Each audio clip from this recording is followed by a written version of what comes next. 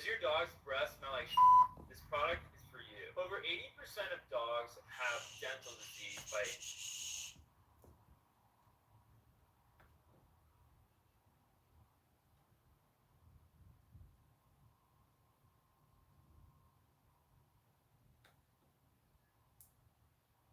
Alrighty. Hi. Thank you all for joining me.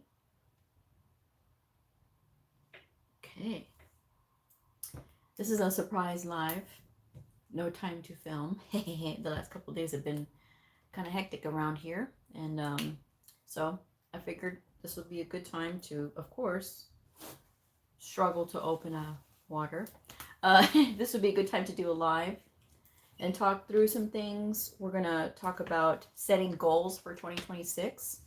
If you're studying and around this time of year it gets a little bit harder to start studying or to maintain your study schedule because it's the holidays. So I'm going to talk about some tips to kind of help you get through this time, okay? The important thing is we still want to establish ourselves and get disciplined with study, but we don't want to make it too hard on ourselves so that we stop studying because we don't feel like we're meeting our own goals. And then thinking ahead, like looking forward to the new year, and New Year's literally right around the corner. I mean, literally like 5 minutes ago, November just started. We are already on the 13th. So, so if it's any indication, the next few weeks is going to be really fast, and then by the time you know it, it'll be the new year. And everybody likes to set goals at the beginning of the year, but I think it's important to set reasonable goals for the year throughout, not just for January, but like set markers so that way you can like you have goalposts to get to, and it's not like you're concentrating on one thing. You are or you're not concentrating on multiple things, but you are concentrating on getting to that next goal. And so I think building those steps makes it a little bit more manageable. So if you have any questions, want to chit chat or anything, the only thing I will not answer is really basic questions like how to get started, only because I have so many videos about that. And then, of course, a lot of my audience is established, so they've heard me say it 50,000 times. And so just look through my videos if how to get started, which credential to get, best study resources, guys, they're all there. So with that said, I'm going to take a quick drink of this. And we'll go ahead and get started. So, the holidays coming right up, right? And with these holidays,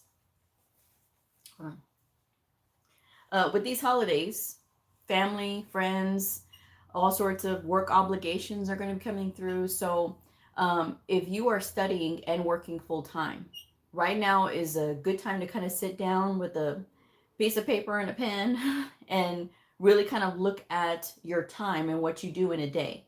All the things that you know you need to do during the day, like if you go to work, from 9 to 5 or from 7 to 3:30, if that's your schedule, write down like this is that time, okay? And then what do you do in the evenings? Is there things that you do on specific days, like you go to church on Wednesday nights and then Sunday nights?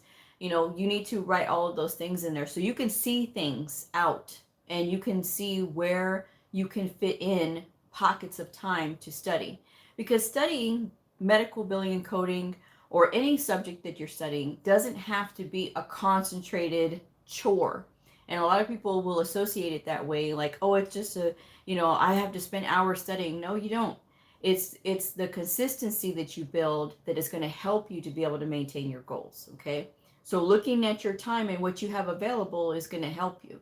Now, I don't want you to get discouraged if you can't meet your goals, if you can't meet your study times because it just got really hectic that week. It's okay. The thing is that you got to come back to it. That's the most important thing. And as long as you do that, then you're doing great. If you start making excuses and then you start remembering, how carefree your life was before you started studying, and you're like, oh, I think I'm going to stop studying and I'll just pick it back up later, you're just always going to be running from subject to subject or, from trade to trade. So you want to make sure that you're actually sticking with it. So look at your schedule so that you can plan out a study, okay? And you can give yourself a couple days off. You got vacations and stuff coming. It's okay. Schedule that time so that way you can keep that. You can look forward to that, and you're giving yourself that break in between. A lot of times people misunderstand me and think that I just mean to study all the time, and that, oh, it's 24 hours a day. No, it's not 24 hours a day. That's just ridiculous. No, I mean 20 hours per week. That's what I mean. And I mean 3.5 hours per day. That's manageable. But we do this consistently, and we're going to be making a lot of strides. And in this 3.5 hours a day, we're going to have time of, working through word problems, or, working through flashcards and that kind of thing. And when we do that, that is what is going to help us to learn, okay? Because we are in a very complex field. Health information, medical coding is very complex. And for those non-medical coders out there, right? The people that actually have to understand medical coding but are not quite medical coders, it can get to be a lot too, And then sometimes when people get into this, it comes at a really good time, because learning medical billing and coding means that you can interpret the language of these documents. Whereas if you're in a household and you have a family member who goes to the doctor a lot, and you start to get an understanding of what's happening, and maybe specifically about your family member, but then when you start to really understand about procedures and about the diagnosis codes, well, then guess what?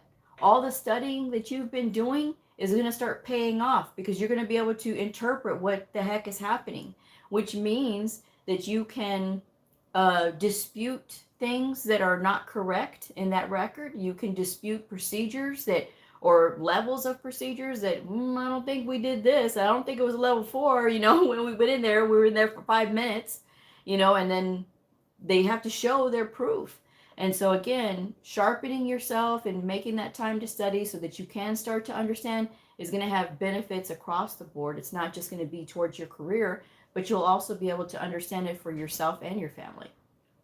So that's something that you want to do for you, if that's your ultimate goal. But getting yourself on a schedule, so that way you can plan and you can section off times that, okay, I'm not going to study on this day because I have this party to go to or that party to go to. I am not going to announce every move I make. Oh, I'm studying, because then all of a sudden you're going to get 50,000 subject matter experts who know everything, right? They're going to try to tell you, oh no, what are you doing that for? You should be paying attention to us. You can be there and be present, but you squirreling away a little bit of time is for you and to learn this. And like I said, it's just little bitty blocks of time per day that you're using to kind of help you to be consistent.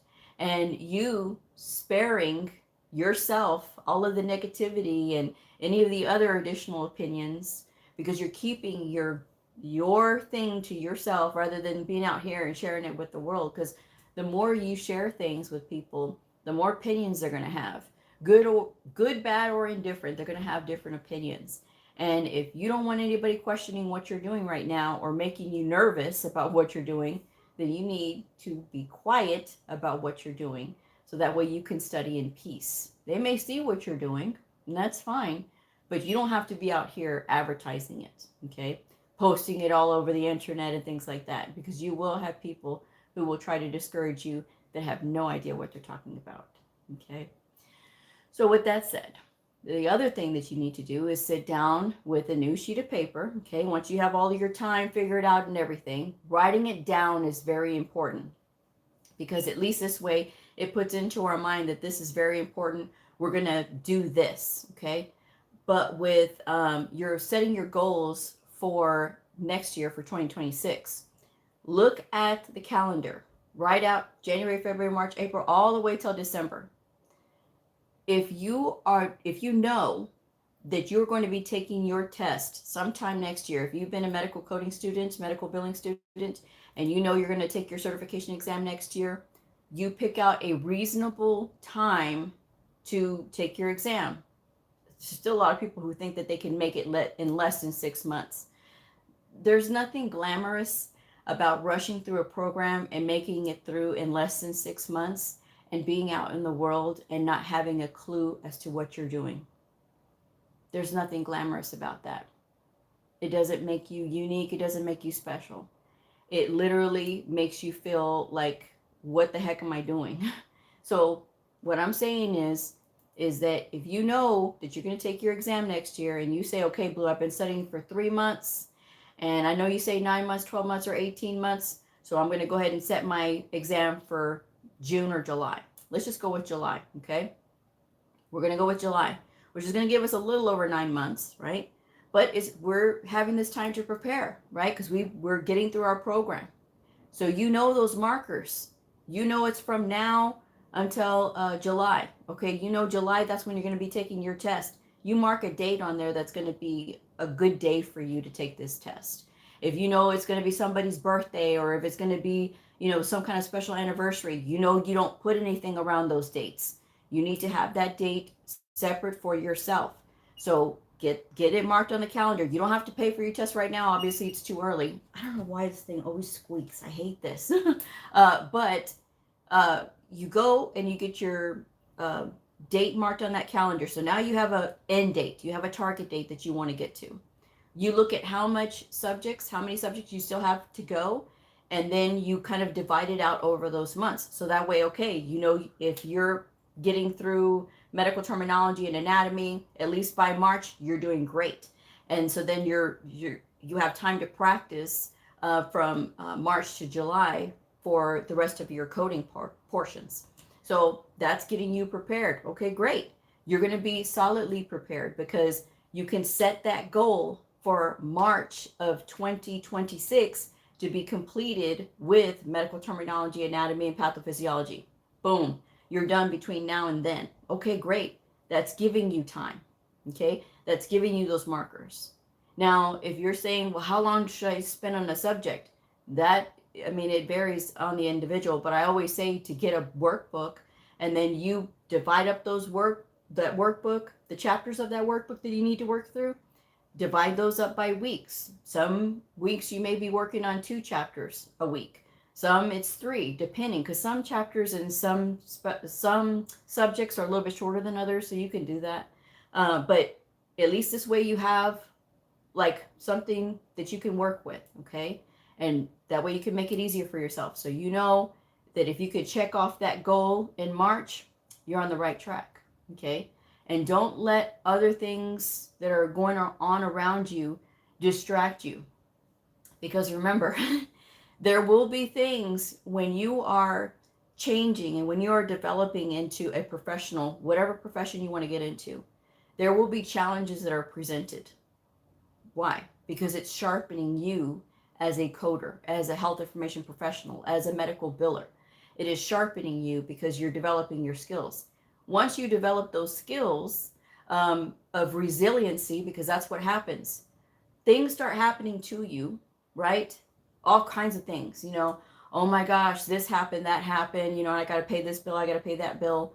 And you're able to handle these things in stride. That is building resiliency. And when those things happen, it makes you a stronger person. And you're not as sensitive to, criticism or feedback or anything like that. Because there's some people who cannot take feedback at all. And the feedback could be given by somebody who is very caring. It could be given by your parent or a sibling. And that person just can't take it because it's just about themselves. And when you go through hard times in life, it does make you more resilient, and it helps you to become more creative too, because hey, if I can survive this issue, well, I can survive this issue. And so that's also what helps you. And it's the more stronger that we get, the better off we are, because there are some people that will just fall apart for any little reason, and they're looking for things. Oh, well, my boyfriend says that I'm too stupid, I can't do this, so I must not can do this. Why would you even think that? Think about it, And it's not even a boyfriend, maybe a girlfriend is saying that to you, whatever the case may be, You will have people around you that will have their own opinions. And you will have people around you that will put up those challenges like, hey, I'm going to challenge you on this. And how easy is it for you to give it up? Because I challenge you, right? So those are the things that you're going to be working through as you're setting these goals. And in your goals for next year, right, you already got your first goal for the first quarter of the year. You get to that second quarter of the year and you say, well, I'm a really shy person. And I know that when I'm going out there and I'm applying for jobs, I know it's going to be like really difficult because I get really nervous. Guess what happens? You set that other goal for June. Well, now you got 6 months into the year. So what are we doing to work towards that 6-month goal? We're going to start looking at people when we're going to like a restaurant or something. We're going to see the hostess. And instead of just looking down, we're going to greet the hostess too. To say, hello, welcome, hello, thank you, and that kind of thing. Look at them in the eye. Don't look down on the ground. Don't mumble. Be clear in your speech and make sure that you are looking at the person when you're speaking to them. I see so many people. I see one today and I'm just like, hello, good morning. And the guy was like, oh, dude, really? And so we need to work on communication. I know it's very difficult because we're, in a phone and, tech world, and it's our people skills are, going away. But you working on this for 6 months and making a conscious effort to say hello, to shake hands, and not a stupid dead fish handshake. Okay. I can't stand that. What is that? What is a dead fish handshake? Ugh. Shake somebody's hand. Okay. Don't ask me about the grip. Just, shake the person's hand like normal. Okay.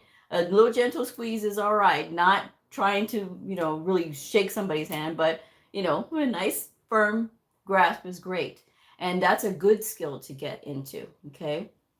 Being confident is going to go a long way into helping you get into this field. Okay. Don't worry about, oh, can I find a job? Right now, again, we're building skills. Okay. We're building skills. We got that medical terminology, anatomy, pathophysiology down. Now we're in the middle of the year and we've been consciously working on our communication skills. We've been shaking hands. If you go to church, if you don't go to church, if you go to some kind of community center, you go and you shake the person's hand. Okay. And not, but a nice firm handshake is great. Okay. That's how I can tell the character of a person. If somebody comes up to me and gives me a little weak handshake like this, I don't want nothing to do with that person because that person's too sensitive for me. They're too sensitive. If you don't know how to shake hands, this is a problem. You have to learn to shake hands. Well, we don't do that anymore. Well, yes, of course, we all got through the pandemic, but we are not in the pandemic. So, just use your agency and, greet people. And it's okay to say hello, especially if you're going into a business. It's okay to say hello. And so that's what I would encourage today for that. And then you have your goal date of your exam, which is in July. Cool. You're going to plan for passing that test, right? You're going to plan for passing that test because you've had plenty of time to study. Okay? Because you've had plenty of time to study, now you can look forward to applying for your first job.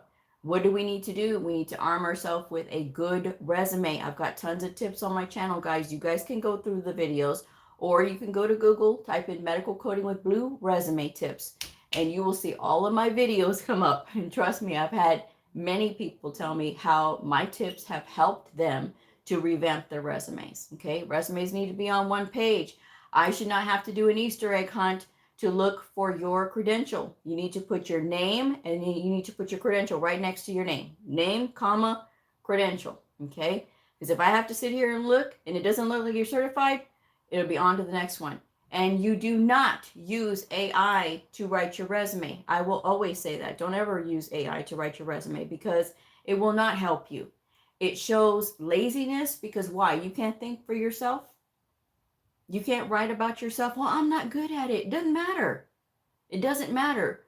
We need to know what your skills are. So you're telling us facts.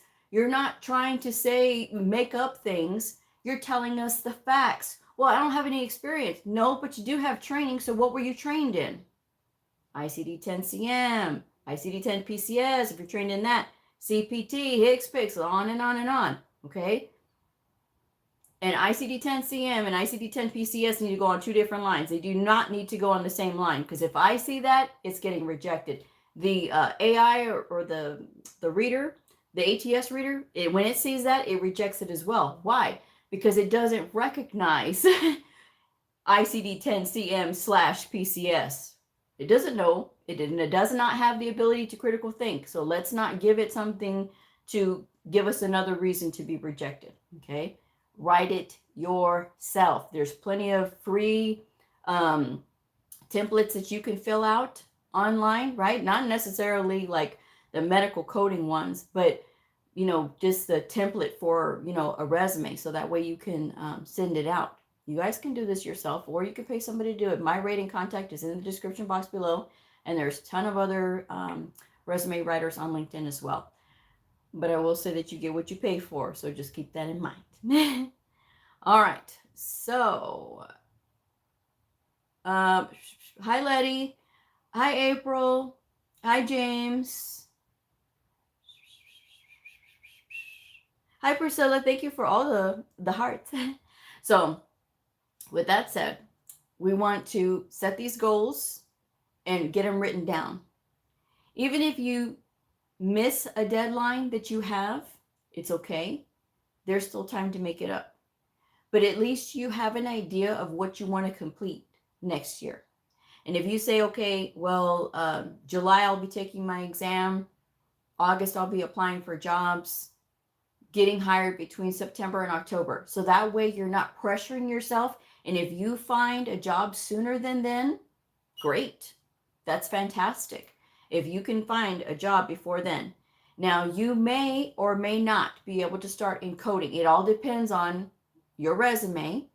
It all depends on your tenacity to go after these jobs, because a lot of people will stop and not apply for jobs simply because they say they want 3 to 5 years experience. Doesn't matter.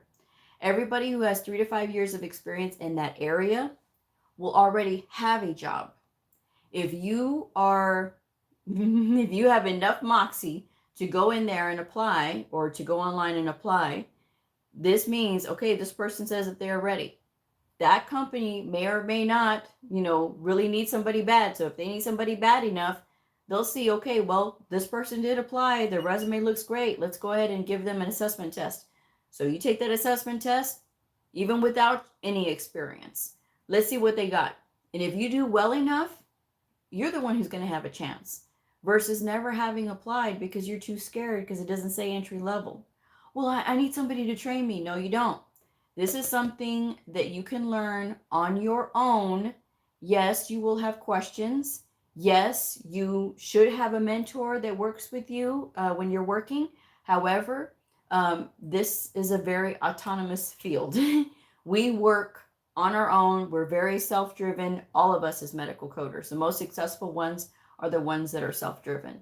And so while we do work in teams, we also need that ability to be able to propel ourselves forward. Yes, you can ask questions, but at the same time, these veteran coders will expect you to have already done your research, because there's a lot of veteran coders who will say, well, no one trained me, so I'm not training you, or it's not in my job description to train. I don't think that that's right, but people do it anyway. Okay. I would not do that. But however, I would still expect the person that I'm working with to do their research beforehand. And when I'm explaining something, I expect them to write down notes. Because if you're coming back to me with the same questions, I'm going to have less patience the second and the third time you ask me. Because the third time may not even be a time, okay?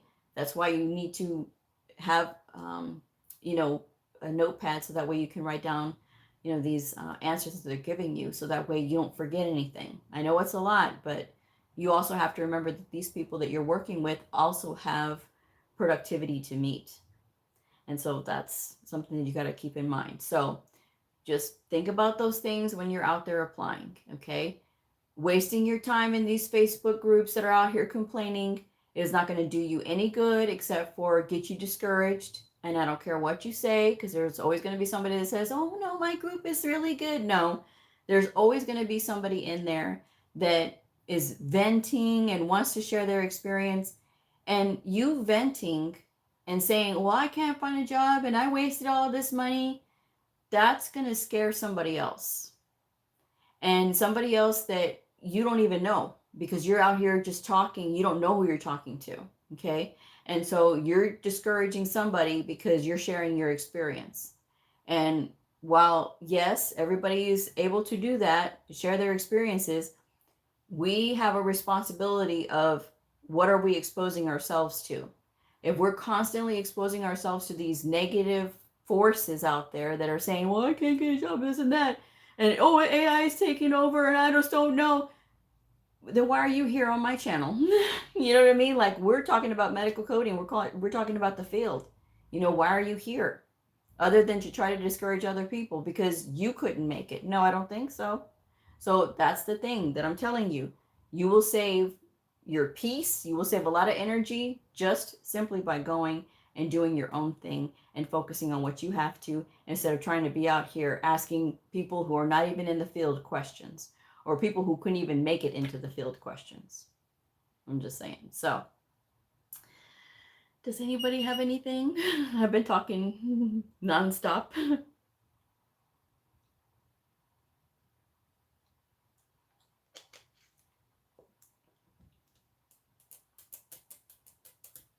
Going once, going twice.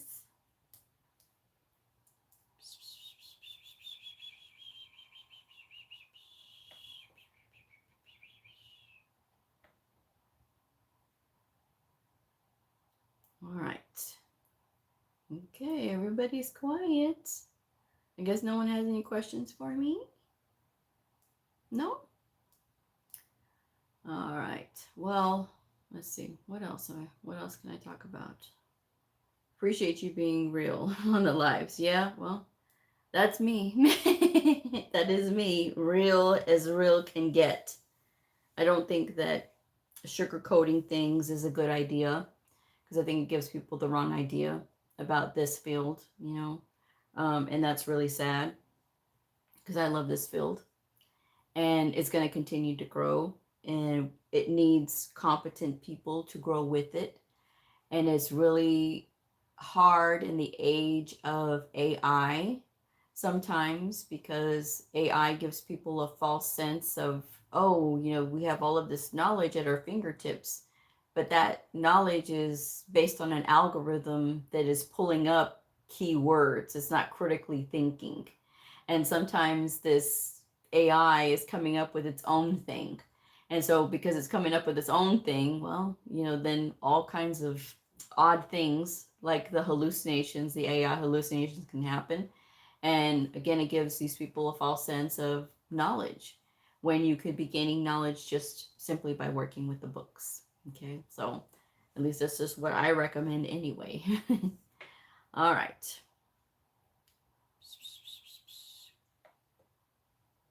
Thanks to your videos and my ambition, I bombarded my way through medical coding and I love it. I love the energy. Cool. Very nice.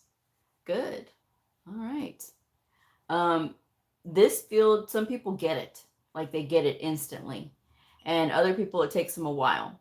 You know, I liked the field coming into it because I thought it was like really fascinating, you know, and all the things that I was learning. And I'm a book nerd, so yeah, I was okay with it.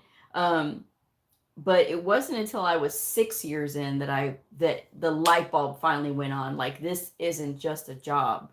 This is like a career. This is like, I really enjoy this. Like, you know, I'm never working again. You know what I mean? Basically, because if you love what you do, you never work a day in your life. And that's what happened to me at 6 years in. But it took me 6 years to get there. And so your average person is not that patient, you know, so sometimes people will think, oh, you know, I'll be happy when I retire. No, you know, and sometimes people wait too long and they think that, you know, there's this thing out there that they're chasing is retirement, right? Oh, yeah, it's going to be the greatest thing in the world. And then they get to retirement and they're so bored. I don't think I will ever retire. Okay. I will always have my hand in health information somewhere, somehow, some way, you know, as long as I have an audience, I will always have my hand in this field because there's so much to it and there's so much to learn. And, you know, all the things that you do learn, you surprise yourself by what you remember, you know, so it's pretty awesome. But yes, that's what I love. That's what I love to do. And I enjoy sharing it here with all of you, my 50,000 subscribers. All organic. I didn't have to pay not one red cent for not one of you. Okay, and I say that because I still get these stupid oh, you can buy this and get out of here. No. Why? What sense does that make? That's just such a lie. You know what I mean? Like when you hear about that, when you hear creators doing that, and you hear about it like on Instagram and stuff like that, and I'm like, really? Like, why would you even do that? Like, that's just such a waste. If you have something that is, special, or if you have something that's unique and you're not trying to be like everybody else, then you'll be fine. You don't have to do all that. To me, it's just like, why can't you just be yourself? So that's why I'm myself. It's not always I'm not always everybody's brand of vodka, but that's okay. I'm all right with that, because if everybody liked me, I would be doing something wrong. But the majority of my audience enjoys what I'm saying, and they understand it, and sometimes in the moment they may not like it. But then they think about it later and they're like, you know what, you're right. I'm just saying. So thank you, Letty, for reminding people to thumbs up the video. I appreciate that. Shantae says, thank you, Blue. You wrote a resume for me in September and I landed. Hey, there you go. A auditor position with a payer in October. Yay! I love that. I love that. I love hearing like when it turns around quickly like that.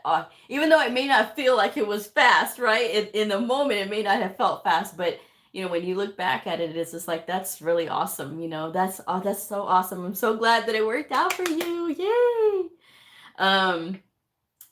I won't either, Blue. I must have a hand in the health field in some form.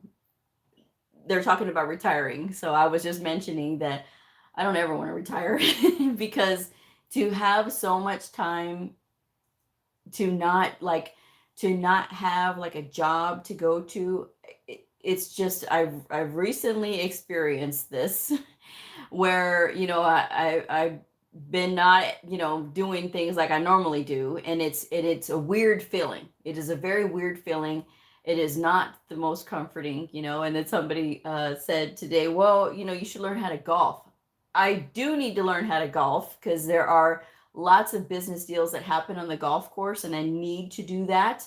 I need to learn that because it's just one of those things that, when you are in business, any type of business, any type of industry, there is what is it? There is there are rituals, there are things that happen, and you think about it later and you wonder why. Like when you see, oh, we have this business dinner to go to. Why do people have dinner together if they're in business? Why? Because when you break bread with somebody, when you're eating food, your brain is saying there's no danger here, right? There's no danger here. So if your brain's saying, okay, well, we don't have to be on alert because there's no danger here, we're eating food. This makes the people relax. And when people are able to relax, then they're able to think a little bit more clear-headed because they're not trying to stay alive. They're trying to just enjoy the company. Even though you may not like the person that you're sitting next to and, we never really get along. But then all of a sudden somebody will say something funny and then you're both laughing. And then that brings things down even more. So when people are able to relax, that's when business deals start to happen. And that's when people, some people are really good at schmoozing. So they're able to do those things. But then other people are natural teachers and they're able to get people to see things from their point of view to help them to learn something. So when that happens, then things start really moving and really cooking. So I took that idea, right? And of course I made my little bear trap. I talk about the bear trap occasionally. So my bear trap is a candy basket, right? And I work in orthopedics, and some of my ortho surgeons were very notorious for, no, I'm going to do it my way. No, nobody tells me what to do, blah, blah, blah, blah, blah, blah. Okay, well, how can we break this? Well, I put out a candy basket. And wouldn't you know, I start having surgeons pop up at my door. Oh, hey, can I get a candy? Sure, yeah. Had all kinds of good candies. And I worked with a partner at the time. When I started doing it, she's like, why are you doing that? And I said, because this is going to get them to come in. And once they come in and they start like going to the basket, if we need to say something to them, they're already right here, right? Or they may come in and they may get a candy and, oh yeah, I have a question. Well, sure, we're right here. She goes, that's a good idea. Watch. So she heard one of the surgeons say that he's going to go to the vending machine and go get a Reese's. Well, we didn't have Reese's in the basket. So I was like, okay. I was like, I'll go get Reese's. So the next day, put the Reese's in the basket. And this was a new provider, right? So I always like to touch base with the new providers. I sit them down, we go over a packet, I make a list of all this contents that are in this packet. It's not long, it's like 5 things. So I give them like a quick sheet, like, and this has got like basic things on it about like, you know, when they're in the global period, it's 90 days, and, you know, on major surgeries, and you're going to make sure that you put the date of surgery so that way I know like how long, you know, in the post-op this is. That way you don't have to write down how many days. I can calculate that myself, and then I can figure out if you're going to get 99024 or an E&M, you know. If it went over your head because you don't know what I'm talking about, it's okay. You'll figure it out later. But I go over these things with them, and then they have to sign. They never have a problem signing, which I love, right? So, but this one fella, he came in, and he came over from another hospital. And one of my surgeons was like, you know, this guy, he's great, and I've mentored him, and, you know, he's going to do really well. And, you know, I just want to make sure that, you teach him what you've been teaching me. So no problem. And so when we get together, you know, already he's suspicious. You know, he's like, no. He's like, well, I've never heard of that before. This is his first job at a residency. So I said, okay, well, you know, perhaps, you know, where you came from, you know, were you exposed to coders? Well, no, but I've never heard of this, and I've been to conferences. And I was like, well, I mean, I don't know what to say. And so as I'm going along and I'm explaining these things, he starts getting mad, like, oh no, I think that's stupid. Why would I have to do that? And he's saying these things, and he's getting louder and louder. And I'm like, okay, it's not me. And I'm thinking in my head, it's not me. He's blustering, you know, like, why is he blustering? And I'm like, what can I do? And like, the more I try to, like, you know, oh, you know, and the more he's just like getting rah, rah, rah. And I was like, okay. And I was like, well, and I was like, you know what? Time to bring out the big guns. So he's going on. He goes, no, this is stupid, and you're just trying to make me work harder. And it's like, he's like, well, I'm leaving. So he gets up, and then he stops because he sees the basket. And then he goes,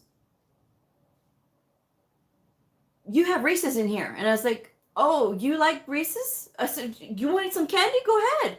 And he goes, So he grabs a Reese's and storms out the door. And my partner goes, that went well. And I said, yeah, I think, you know, that went really well. So about 10 minutes later, he comes back. He goes, I get what you're saying. And then he sits down and he starts explaining to me what I said to him. And he's like, is that what you're saying? And I said, yeah. He goes, it took me a minute. And I said, sure, no problem. And then he goes, can I get so you help yourself, whatever you like, you know. So he was a regular visitor to that candy basket, but it never failed, because whenever he came in, he would ask a question. And so he was literally one of my best documenters. By the time it was all said and done, and by the time he left me, he left with so robust skills and documentation. I was very proud. And so every year, you know, I did my MVP. I did my little awards. And, you know, sometimes it was a certificate. Sometimes it's a little cheapo, like, I don't know, 50-cent little trophy, you know. And they all loved it because I would, like, you know, I would tell them, hey, you know, if you do really good, you know, this is, you know, we have all of these awards. And they were like cute awards. Like, there was best documentation in a trauma, right? Which is awesome because they're all orthopedic surgeons and they love that. And then, of course, there's All-Star Award if I don't have to query all the time. That was one of those things. But MVP, you know, most valuable physician, they all wanted it. They all wanted it because of the simple fact that they all wanted to be known as the best. Well, this provider who used to bluster at me got it one year. But the competition for that year was very difficult because, I mean, I had 2 providers who went head to head. I'm like, I just don't even know how to pick anymore because they both did so well. I mean, their documentation was fantastic, you know, and they always wanted to learn. And so that was a really nice thing, you know. And so, but he made it. And so he was very happy about that. You know, it's a source of pride, you know, but a little competition is a good thing, you know, but that's something that also engages the providers as well. We broke bread together, right? By having candy. Because I would have a little bit of candy too, and he'd have candy. My partner would have candy, and we're all sitting there relaxed. And so that's breaking bread, and that's getting the communication flowing. Once you have that, you got everything. And so that's what makes it so much more fun. Okay, because you get some awesome documentation out of that stuff, you know. And that was just a simple thing. And I used coupons, I used like sales and stuff like that. So it was never anything that was extravagant, never put me out or anything like that. So that was one of those things, because a lot of times people will say, well, they're surgeons and they make more money. I don't ever count anybody else's money, because to me, I don't want somebody counting my money. Why would I be counting your money? I'm not concerned about your money.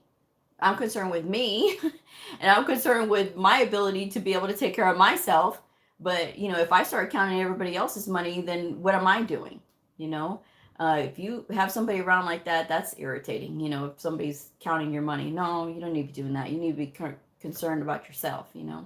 But in this instance, it paid off, because it was just like put down those barriers, and they were excited to learn, which was really great to see. So yeah. Let's see. So glad I'll finally have a chance to watch you live. Oh, thank you, Melissa.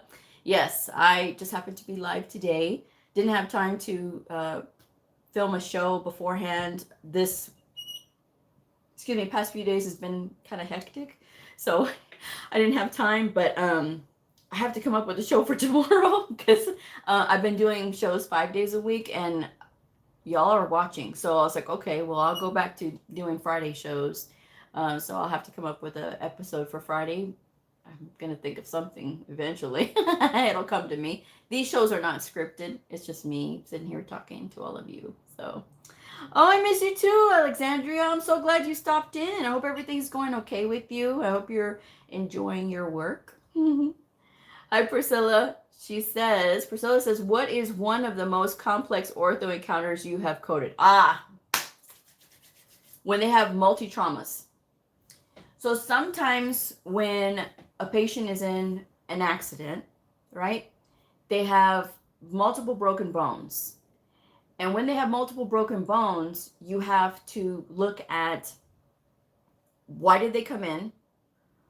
What is the situation that the provider is most attending to in that encounter? And are they keeping track of the additional injuries, and making sure like they touch base on those, so that all of the tracking can occur for like where they are in their care, if they're healing normally, or if they are having, like a malunion or a non-union, that needs to be documented. And so when we have something like that, then that's one of those things that, okay, so then I start playing with the sequencing depending on what's happening. And then I love it when they include the details of other things that are impacting their ability to care for this patient. And so when they do that, then I can pick up like additional things, like if they have like long-term conditions that are affecting their ability to be able to care for a patient. Like if they have diabetes and they're reviewing their labs, and their labs are okay, and they're telling them you to continue to exercise and that kind of thing, and do this, and watch for this because you have like diabetes, for example. Because diabetes can slow the process of healing for people who have multiple traumas. The bones take a little bit longer to heal, especially if the diabetes is out of control. The skin is more susceptible to breaking down, because skin on diabetics is very sensitive, and so there's lots of things that happen. And then heaven forbid if the patient is like uses tobacco, that's one of the ones that it's harder for them to heal, because tobacco affects the vascular system, and of course you have to have that going really well for you, especially when you're trying to heal. So when I see those multiple ones like that, it takes me a minute, but I like them, because it's just like, okay. And sometimes when you're having to look at what the provider is saying and you get it, that is also one of those ones that I love those, because when I hit some of those complex ones, and for podiatry, this happens when I see like a Lisfranc fracture. So a Lisfranc fracture, if you're familiar with the foot, it is technically a dislocation of the bones because there's bones in this area that are held together, by tendons and stuff. But when they get out of place, it is a Lisfranc fracture. Well, Lisfranc is not in the book. Believe it or not, it's not an ICD-10-CM. So you have to understand what it technically is. And so whenever I see those, I'm like, I love coding those because I can see in the documentation what it is, and then the provider's describing that it's a dislocation and things like that. And so I'm like, I like those. And whenever somebody has something like that and they see it like in primary care or whatever, and I'm like, because these Lisfranc occurs a lot when people like are on their tippy toe basically, and they have to like kick a ball and stuff like that. So you'll see a lot of those because it's a lot of pressure on that part of the foot. And so you'll see that a lot, like sometimes in primary care, and they'll send them over to podiatry. And so I'll get that question like, Blue, I don't know what to do here. Like, what is this? I can't find Lisfranc anywhere. And I'm like, okay, well, it's this. And so I break it down to them and I send them the, all the paperwork on it, the links that I have for explaining Lisfranc. And I'm like, and they're like, oh my God, Blue, that was so good. So yeah, I like those. And I like pregnancy too, believe it or not, OBGYN coding. Although back in the day, OBGYN coding used to make me cry. That was the one specialty that literally made me break down in tears because I was just like, what the heck is this? I was a very new coder at the time. I was coding at for inpatient professional service. This was my first time coding there. And I was just like, still brand new, having to learn about the sequencing. And if you code for OBGYN and you code for mother baby, you know that there's a very specific order on these, on the sequencing, right, for mothers. And so, especially when they deliver, and I'm like, oh my gosh, like, am I ever going to remember this? But I actually love those because when I get to explain these now, and when I'm, when I'm tutoring or anything like that, it's fun for me. I love to explain it because there's so many steps. And then when you see like, okay, you see the coder start to develop, and it is the most awesome thing, to see that. And I love that. And I was in a session the other day and I actually had to reach out because I was like, okay, wait a second. I know there's something about this, but I know a really good OBGYN coder. So I made a call and I'm like, hey, what do you think about this? And I talked about the scenario. And these are from workbooks. So, it's not anybody's chart or anything like that. But, and then, so my friend was explaining it and she's like, oh yeah, it's this. And I'm like, I knew it, so, but yeah, that's the nerd in us coders. So, but yes, sometimes the most complex ones are the most fun because you get into some redundant ones and it gets kind of boring and you're just like, I need some excitement. I need something different, and when you start to be able to code for different things and pick up additional diagnosis and you catch things, that's when the fun happens. That's when the magic really does happen. But yes, Priscilla, that's some of the most complex ones I've seen. Alexandria says, work is better since I took your advice. Yay! And I stood up for myself. That is awesome. Good. Thoughts on forensics coding? That's a gimmick. It's coding. It's a gimmick. Okay.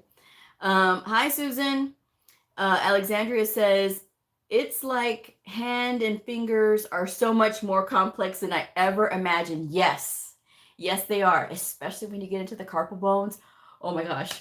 Don't even get me started on the carpal bones because I'm just like, really, and then when they're identifying a particular bone and then it's a carpal bone and then you put it in there and it's like, okay, I got this, but yeah. Hand trauma calls are my fun ones. When they start having problems, like if they have like a lacerated tendon and then the flexor tendon and the extensor tendon. Yeah, those are a lot of fun. I code for an orthopedic hand surgeon. And so not only do you have those, right? But then when they have like other organic conditions, like Ehlers-Danlos, I always get twisted on that word. But when they have other ones, then you got to watch for that. Or if they have osteoporosis, you got to watch for that. Yeah, those are fun. Those are definitely fun. Or infections of the hand. That is fun stuff. Infections does get a little hairy, because sometimes it takes a while for those to heal. And especially if they have an infection on the thumb or if they've been bitten, by a cat. I've seen cat bites that got real bad in on people's thumbs. And sometimes it was just, an accident, or the person was playing, with the cat bit them, or they got scratched, or they the one thing I never understand, and I think people just panic, when dogs are fighting, they put their hand in the way. And I've seen people come in with hand bites, and I've had to code for those. Obviously, I don't see their hand bites, although I did get one provider who took a picture and put it in the record, and I saw it. I was like, oh, that's a gnarly bite, but yeah, it gets very interesting. And then you have to go finger by finger, if they damage their fingers. And yeah. But it does get to be a lot. And podiatry is the same way. You have all kinds of bones. The bones in the hands and the feet are a lot, and so those are very delicate to code for. And for me, when I have complex ones like that, I usually wait till the end of the day to code those, because I need to have completed a lot so that I can really concentrate on, something that I know is going to take my time. And that's how I balance my time, even though I know that's totally off of what we're talking about. But yeah, you learn to balance your time when you're coding, and what you can spend more time on versus, what you can get through. So that can give you extra time to work on something that is going to be a little bit more complex. So, but yeah, but once you face, any kind of complexity when it comes to coding, you just get better and better at it, and it's something that is more enjoyable, I think, because you get a little bit more satisfaction of like, yeah, I got that one. That was pretty good. So, but yes. So, with that said, it's awesome. I mean, once you get into it, once you start figuring it out, once you start getting that practice in, that's when all the fun starts happening. When you start getting out there and you start communicating and building yourself up and working on those goals and things. I have some goals planned for next year. I don't announce them because, it's a private thing. You want to make sure that when you're doing these goals, it's for you. And because then all of a sudden people start trying to compete, and I'm not trying to get people to compete. Not with me. Don't compete with me. I'm the only person I'm competing with is myself from yesterday. You know what I'm saying? So I don't compete with anybody else, and you shouldn't either. Okay. Everybody has their own special talents. And that's the thing that you guys have to understand, is that when you are setting goals, these are private things, and you could share them, with your loved ones if you really wish to. But sometimes people just be out here trying to say these things, and people will ask me, well, what was your score? What was your score on my exams? I'm not telling anybody my score ever, because I know what my score is. But I know what people are asking me when they're asking me my score. I can tell you guys, I passed my test with a few touchdowns. And that to me is very good. But what people are trying to do is, oh, I'm going to compete with her. No, you're not competing with me. We're not doing that. We are building ourselves up so that we can be better than we were yesterday. That's what we're doing. I'm just saying. April says, what is the longest you had to wait on a record waiting for a provider query? So I'm very fortunate that I am embedded in the clinic, and I'm actually present with my provider. So they see me and I can see them, and I can go and talk to them. And so I've had providers where I send the query because there's something that's missing, right? Laterality or something, or whatever the case may be, something's missing. And I'll send it to them, and they'll say, well, it's right there. And it's not there. Okay, so you want to get feisty. Okay, so I'll take care of this. So I'm not going to sit here and go back and forth on email. I'm not going to sit here and go back and forth on query forms either. I'm going to go walk over to your office. I'm going to tell you, good morning, hello, how you doing? And they're like, oh, what's up? What did I do? No, it's not what you did. I'm just asking you, like, what's going on with this encounter here? Well, I just documented it. I told you it's right there. That doesn't tell me anything. What about this over here? Like something's contradicting or whatever. Oh, I didn't even see that, Blue. I'm sorry. Okay. That's what I thought. But the thing about queries I tell them is this. If I have to query you more than 3 times in a day about something, I'm coming to look at you because there's something going on. I shouldn't have to query you this much. Querying is actually not supposed to be a regular occurrence. And this is what a lot of people don't understand, is if you are querying a lot to a provider, you need to go and look at their face, because sometimes providers don't understand, like, why are you querying them? It sounds to them like you're questioning their abilities or capabilities and all these things. You're not. You're just looking for clarification. That's what you're looking for. And so sometimes you have to go over there and explain to them, because there's no inflection on email. There's no inflection on the query forms. So because of that, you want to make sure that you're going over there and talking to them and having that regular touch time with them, to be looking at them and having that conversation. So again, when I've had providers before who have made it a habit, all of a sudden they were doing great, and then all of a sudden they start to fall off, and I'm having to go over there and look at them. And so I've had one provider who was doing fantastic and started to mess up. So I went over there and knocked on the door. And of course I had my candy basket with me because, I come, bearing gifts. I'm armed, And then I said, what's going on with I said, do you want a snack? Oh yeah, sure. Thanks, Blue. I said, what's going on with your encounters? Well, what do you mean? Why are you forgetting? What do you mean I forgot? Well, you're not including this, and I have to send you these queries. I've been querying you. Well, yeah, I just didn't understand why. And I said, but you didn't come over and ask, I said, these things are like time sensitive. I got to get these in. So what was it again? And then so we go over it again. And then, oh, okay, I see now. I thought we didn't have to do that. Do we need to have this discussion again? So, and then they get back online, and sometimes I think they do it just to make sure that I'm paying attention to their stuff. And then sometimes they'll come over there and I'll have an example of something that's good. And I've had providers chase me down the hall. Is it mine? Is it mine? And I'm like, first of all, I redacted everything, so you don't know if it's yours or not. Let me see it. Let me see it. It's redacted. You don't know. I thought this was my template. No, it wasn't yours.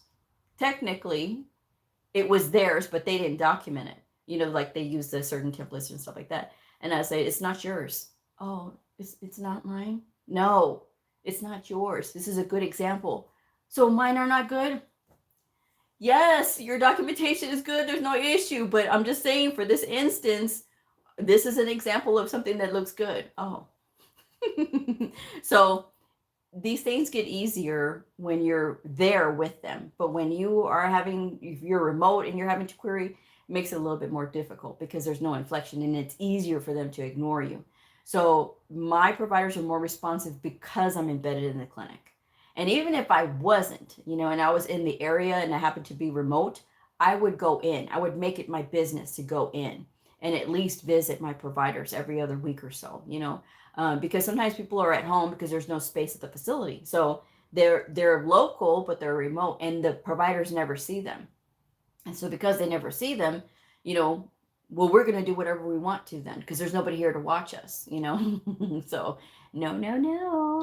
I'm going to make sure that I'm watching all of you, because their documentation is a direct reflection of me. Because I've been told before, well, Blue, why didn't you tell them about this? Oh, they have been told about this. And I always show, my what is it? I have this list of all the classes that I do and who attended and stuff like that. They've heard this. They know this. Oh, okay. You're not going to sit here and question me. I'm doing what I'm supposed to be doing. They need to be doing what they're supposed to be doing. But like I said, sometimes they get distracted with their own lives.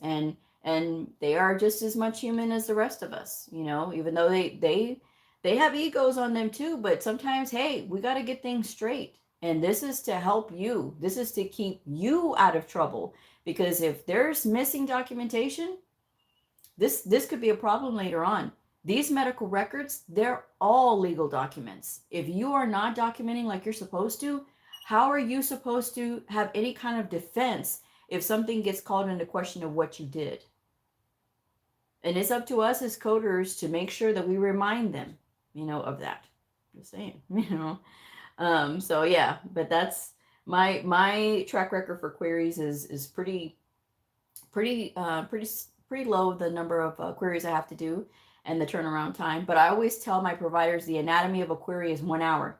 That means I gotta use 15 minutes to come up with this query. And yeah, you could use the templates and stuff, but sometimes I like to include a note of like, well, here are the clinical indicators for this and this and this and this, and what is the situation here? And so, or clarifying the laterality and making sure that it sounds right, and then I send them the query. And then I say it's an hour, but they're looking at it. Heaven knows when they look at it, maybe the next day or so. And they take another 15 minutes, and especially if they're going to get smart. And they send it back. Oh, no, I'm not going to change this. Okay, okay. And then I got to go 15 minutes over there. What do you mean? Oh, well, I was just saying because. And then I got to wait for them to fix it.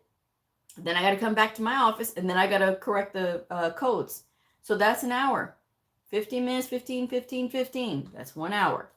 It eats up a lot of time. When you think about, I can do 6 or 7 encounters, coding them out in that 1 hour. I just chase this provider around for one. So that's what I tell them. It takes my time when I have to come back here and ask you about it, And sometimes when I send the query, they're like, oh, oops, Blue, sorry. I fixed it. Okay, good. And I can go back and take care of it, So, but yeah, that's what you have to do sometimes.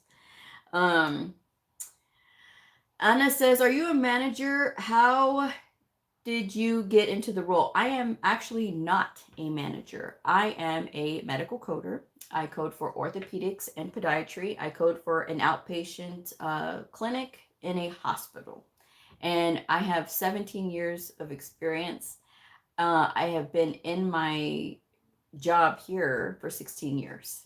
So my my demeanor and my energy is because I work around alpha personalities all day long. And so of course it rubs off on me. And then when you are as short as I am, I'm just under 5 feet.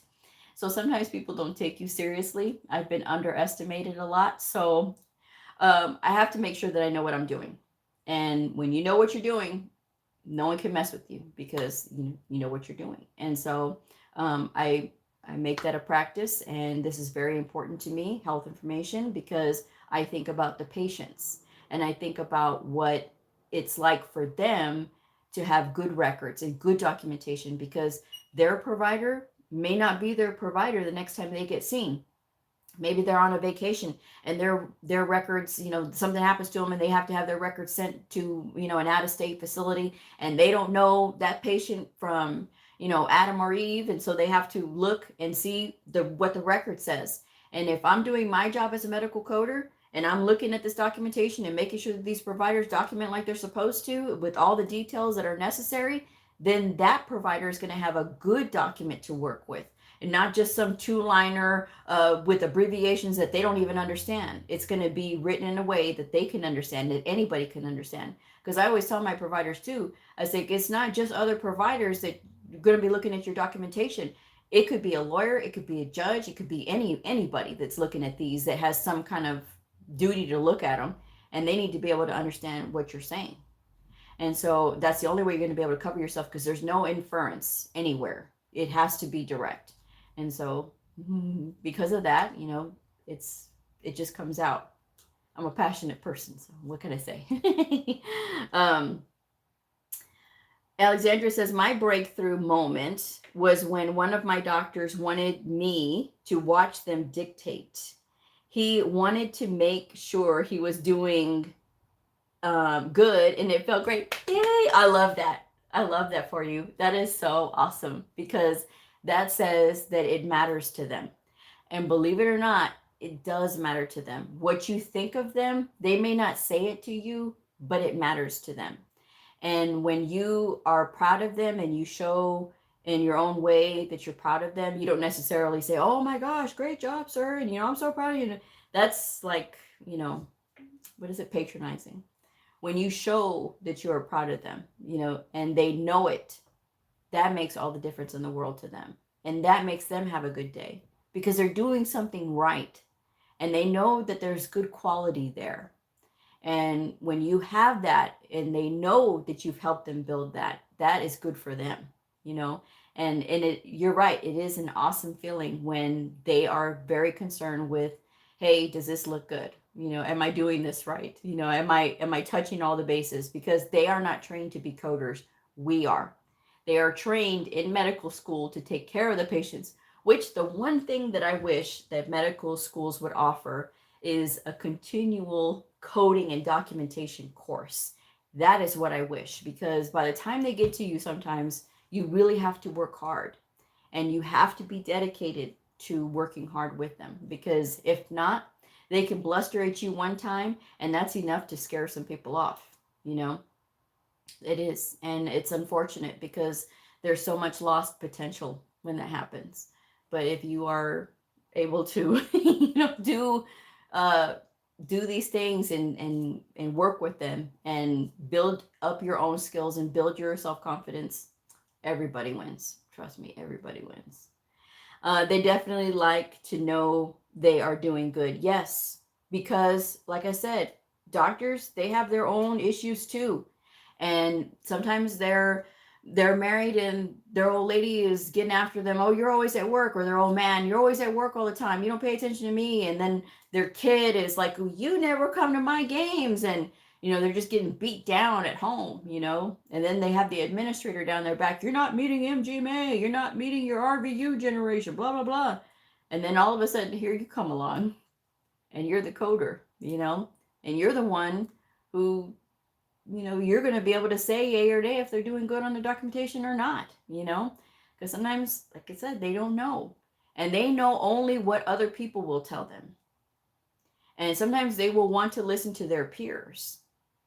And I've told my providers, the very first thing that I tell them when I meet them too, you may hear something from your buddy over at another facility. They start laughing because, of course, the Texan in me comes out.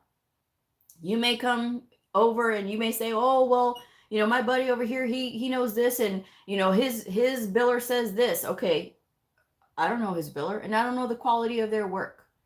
If you go and you listen to them and you change and I have to come looking for you, I'm going to ask you what happened, because I'm training you in a way that is specific to this facility, that is good for anywhere that you go, and you're changing on me. What are you changing? Why isn't the quality there like it should be? My bar is up here. Most people, they just don't want to get screamed at, so they're okay with it being right here. Oh, no, we are not doing that. It's much easier for you to get used to good documentation than it is to just have lazy documentation riding all these years, and then all of a sudden something happens. No, sir, we're going to keep you right here where you need to be for those patients' sake. And it keeps them out of trouble, because what they did is documented. There's no question. There's no like, did you do it or did you not do it? What kind of documentation is this? I'm just saying. But yeah. So, but they definitely want to know that they're doing good, and, giving them that praise. I do not dole out praise, but I don't withhold it either. I don't dole out praise all the time, because I don't want them to think, oh, well, I'm doing great, and, I don't have to try so hard, and, I could just cut corners here. Oh, no, you don't, sir. Ma'am, oh, no, you don't. We're going to make sure that we continue to do this right. But when I see something fantastic, man, I'm excited, and I do tell them, sometimes when I see some of the documentation, I'm like, wow, this was awesome, and they're like, really, and so it makes them feel good, but that's just a nerd. Again, the nerd in me. I don't always think sometimes, when I give them a compliment, but when I do tell them, hey, you did really good. And sometimes they'll come to you for validation too. They were like, so am I doing everything okay? Yes, you are. I would let you know, And sometimes I'll go over there and say, hey, what's going on with this? Oh, sorry, I forgot. What do you mean you forgot? Priscilla says, even if they only chart 3 sentences, it's what they include in those 3 sentences that matters. Yes, because actually you can have lots of detail in just 3 sentences. You can also have a lot of nothing in 3 sentences too. It all depends on what they're doing. And especially if they have wonderful quality of work, you can get a lot of detail out of 3 sentences. I've coded a lot with there are 3 sentences that were fantastic, and then I've had 3 sentences that like, what the heck did you do here? What was this? What did you do? Did you even see the patient? Because there's like no indication, what happened here? Was this a phone call? Was this a walk-in and they left? You know what I mean? Like, what is going on? And sometimes you wonder, did the electronic health record just cut off on them? Because that happens too. Technology is not always our friend. And sometimes things just like all of a sudden like, whoop, it was there and then it was gone. So I don't know. But yes, quality matters. Quality does matter. And I've had that before too with providers who came from another facility, tried to do note bloat, the copy forward stuff. Oh no, we're not doing this. We are not doing this.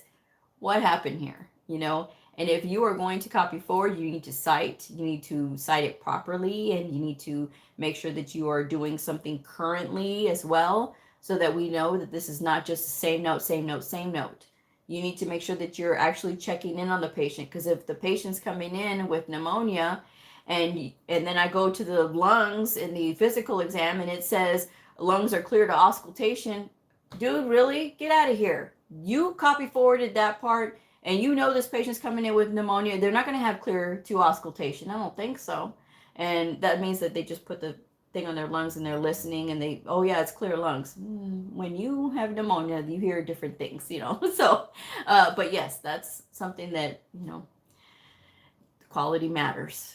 Quality does matter. And being direct and being clear is everything. It's everything to these providers and their documentation and to the patients. Yes. So.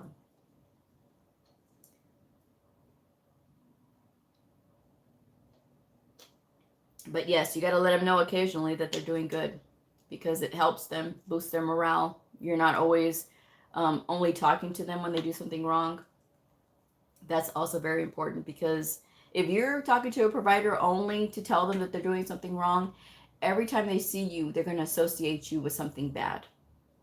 That's not how my providers see me. And that's what I make sure of, is that every time they see me, it's not because they did something bad. Either I'm coming there for education, I'm coming in because, hey, you did something really awesome, or I'm coming to look at you. It's one of the three. So they know this. So, but that's just one of those things, and you have to get into that, and it takes a person who's well developed to be able to do that and get confident. And like the person said, are you a manager? You have to be confident. You can't be a meek mouse, not in this field, because people will run right over you, especially if you let them. No, we're not letting that happen. I spend too much time with these books to let that happen, for sure. So, but yes, guys. All right. Oof. How long have I been talking? An hour and 15 minutes or so? Okay. We're getting kind of long, so I think I'll go ahead and wrap it up. But does anybody have anything else?